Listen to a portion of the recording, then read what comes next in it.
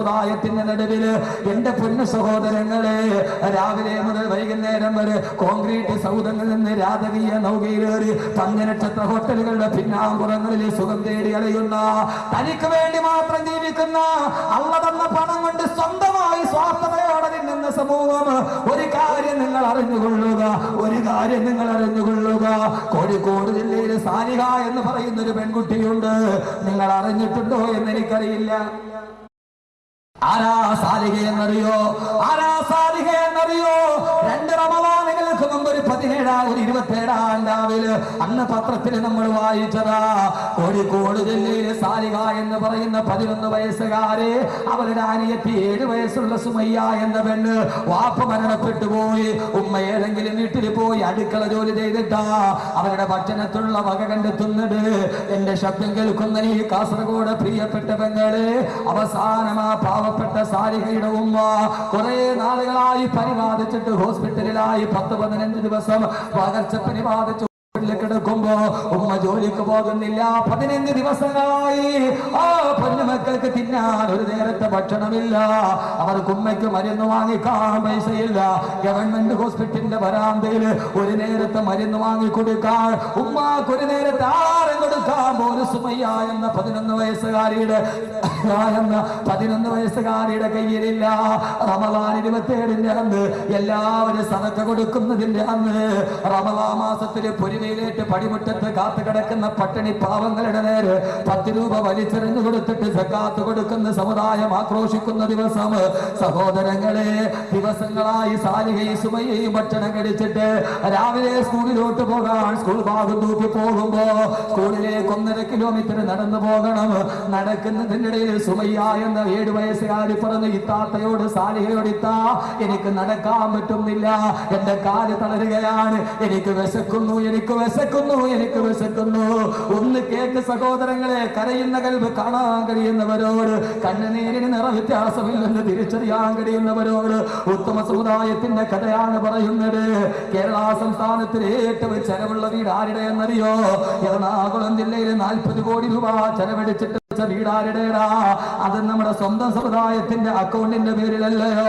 ലോകത്ത് നമ്മുടെ സമുദായം ആർഭാടത്തിന്റെ പുറകെ കുതിച്ചു പോകുമ്പോ, കോടികൾ കയ്യിലിട്ട് പകിട് കളിക്കുമ്പോ 7 വയസ്സുകാരി സാലിഹ സുമയ്യ കയ്യിൽ പിടിച്ചിട്ട് നടക്കാൻ കഴിയില്ലെന്ന് പറഞ്ഞ് പൊട്ടിക്കരയുമ്പോ, ദിവസങ്ങളായി ഒരു നേരത്തെ ഭക്ഷണം കഴിക്കാറില്ലാതെ പാവപ്പെട്ട സാലിഹ എന്ന് പറയുന്ന സുമയ്യ എന്ന അനിയത്തിയുടെ കരച്ചിന് മുമ്പിൽ പിടിച്ചു നിൽക്കാൻ കഴിയാതെ അനിയത്തിയുടെ കൈ പിടിച്ചുകൊണ്ട് സ്കൂളിലോട്ട് നടക്കുകയാ.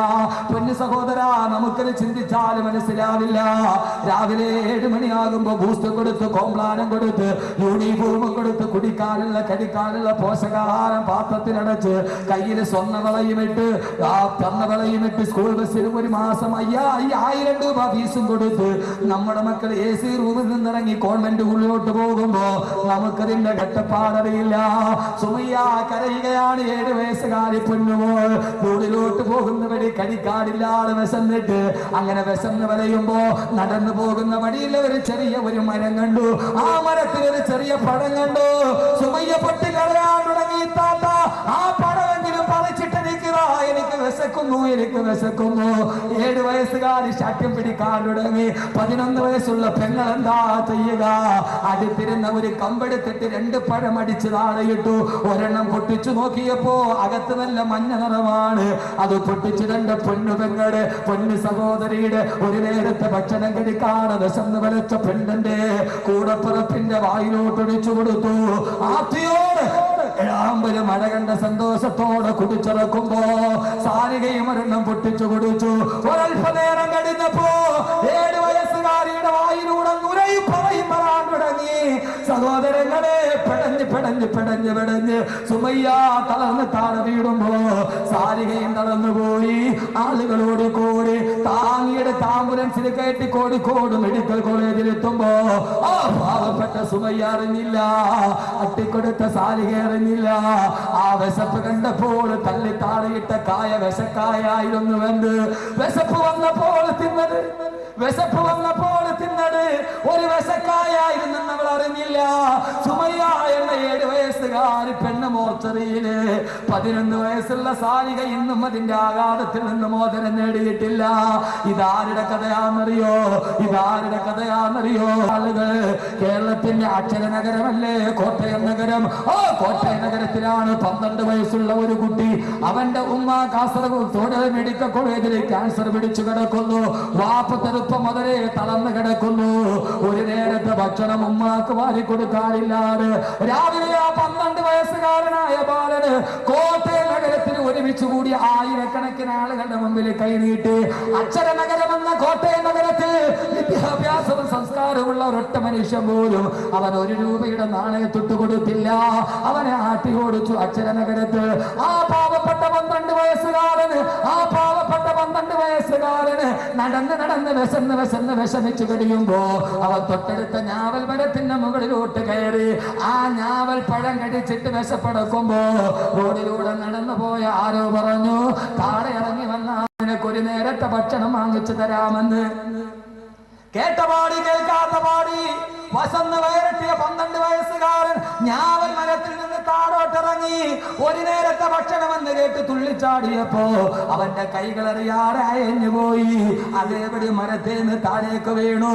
ഇന്നും കോട്ടയം മെഡിക്കൽ കോളേജിലെ 4-ാം വാർഡില് 2 കാലും ഒടിഞ്ഞിട്ട് കിടക്കുന്നുണ്ട് 12 വയസ്സുകാരന്. സഹോദരങ്ങളെ, പടച്ചറപ്പിനോട് എന്ത് മറുപടിയാ പറയുക? ഇവിടെ ഒരു അൻസാറുകളുടെ ദൗത്യം നമ്മൾ ഏറ്റെടുക്കണ്ടേ? ആരുമില്ലാത്ത സഹോദരങ്ങൾ, ആരും കണ്ണീരൊപ്പാനില്ലാത്ത സഹോദരങ്ങൾ, അവരാരുമില്ലാത്തോർ, ആലംബമില്ലാത്തോർ, അവരുടെ ദുഃഖങ്ങൾ ആരറിയാൻ, അവരർത്ഥാഹീനന്മാർ, ആലംബഹീനന്മാർ, അവരുടെ സങ്കടമാരു കേൾക്കാൻ. സങ്കടം കേൾക്കാൻ ആരുമില്ലാത്തവന്റെ സങ്കടം കേട്ടാൻ ഏറ്റെടുത്തവരെ മഹർ 2000 വന്നതിന്റെ ശ്രമം ഏറ്റവും ഒരു ഉത്തമ ശ്രമമാണ്. അതുകൊണ്ട് സഹോദരങ്ങളെ, അൻസാറുകൾ ഏറ്റെടുത്ത് മുഹാജിരീങ്ങള്, അത് അൻസാറിന്റെ ജോലി, അൻസാറുകളുടെ സ്വഭാവമാണ്. സ്വന്തം ഭാര്യമാരെ തലാക്ക് ചൊല്ലി മറ്റൊരാൾക്ക് കൊടുത്തു. 2 ഭാര്യമാരുള്ളവരെ തലാക്ക് ചൊല്ലിയിട്ട് ഒരു ഭാര്യ മഹാദരായ സഹാബത്തിന് കൊടുത്തു. സ്വന്തം വീട്ടിലവർക്ക് ഇടപാട് കൊടുത്തു. പിന്നീട് അവരാരായി മാറി എന്നറിയോ? അവര് ലോകത്തിലെ ഏറ്റവും വലിയ സഹോദരങ്ങളായി മാറി. നാടും വീടുമില്ലാത്തവന് 2 കൈ നീട്ടി സ്വീകരിച്ചു അൻസാറുകൾ.